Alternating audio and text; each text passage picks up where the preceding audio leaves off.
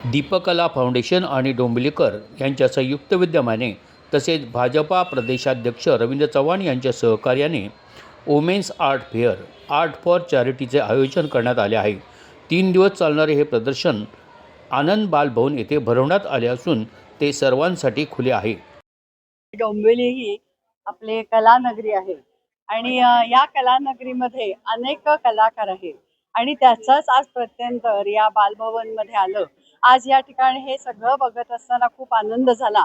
अनेक प्रकारचे वस्तू या ठिकाणी ठेवण्यात आलेले आहेत आणि उत्तम प्रकारचं प्रदर्शन हे आज बालभवनमध्ये भरलेलं आहे आणि मला असं वाटतं की सगळ्यांनी यावं आणि याचा नक्कीच येऊन आनंद घ्यावा आणि पाहावं आणि खऱ्या अर्थानं आपली डोंबिवली ही कलानगरी आहे हे परत परत सातत्यानं नेहमी सिद्ध होत असतं अशा अनेक प्रदर्शनांमधून। तर अवश्य सगळ्यांनी या ठिकाणी भेट द्यावी। सर्व आयोजन अतिशय छान आहे आणि अनेक नामवंत आज देखील या ठिकाणी उपस्थित आहेत या प्रदर्शनात भेट द्यायला।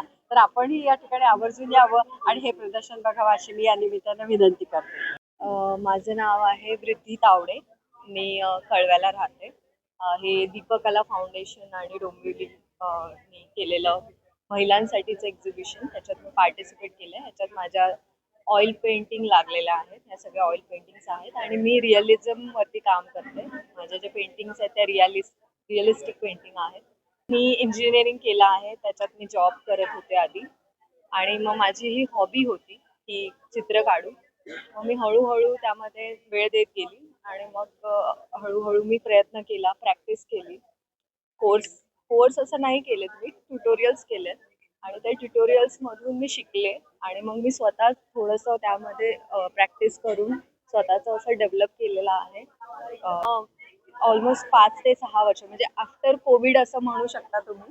त्यानंतर तो एक वेगळा शिफ्ट आला माझ्या लाईफमध्ये आणि मग मी हे स्टार्ट केलं। आणि दीपकला फाउंडेशन पासून मी बरेच वर्ष त्यांच्यावर एक्झिबिशन वेगवेगळ्या ठिकाणी केले होते आणि डोंबिवलीमध्ये सांस्कृतिक परिवारामध्ये आपण कधी करूया याची त्यांची फार इच्छा होती आणि ती इच्छा पूर्णसाठी त्यांना मला इच्छा आहे ते करायची। त्यांना मदत करण्यासाठी म्हणून मी त्याला महिलांसाठी विशेष असं काही आपण कार्यक्रम करूया म्हणून महिला प्रदर्शन करायचं आम्ही ठरवलं आणि 20-21-22 आपण घेऊया गुढीपाडव्याच्या निमित्ताने आणि त्या हिशोबाने आम्ही ते करायचं ठरवलं आणि ते सक्सेस झालं। आणि त्याच्याआधी डोंबिवलीतले दिग्गज कलाकार, डोंबिवली सांस्कृतिक परिवारचे कार्यकारी संपादक प्रभू कापसे साहेब, चंद्रशेखर संत, जे नामवंत आर्टिस्ट आहेत, प्राची किल्लेकर मॅडम ज्या कॉमिक्स वगैरे बनवतात, त्याच्यानंतर काही सामाजिक कार्यकर्ते असे आम्ही बोलवले होते आणि ते आमच्या शब्दाला मान देऊन आले आणि त्यांनी आमच्या कार्यक्रमाची शोभा वाढवली आणि 20-21-22 हे पूर्ण एक्झिबिशन आहे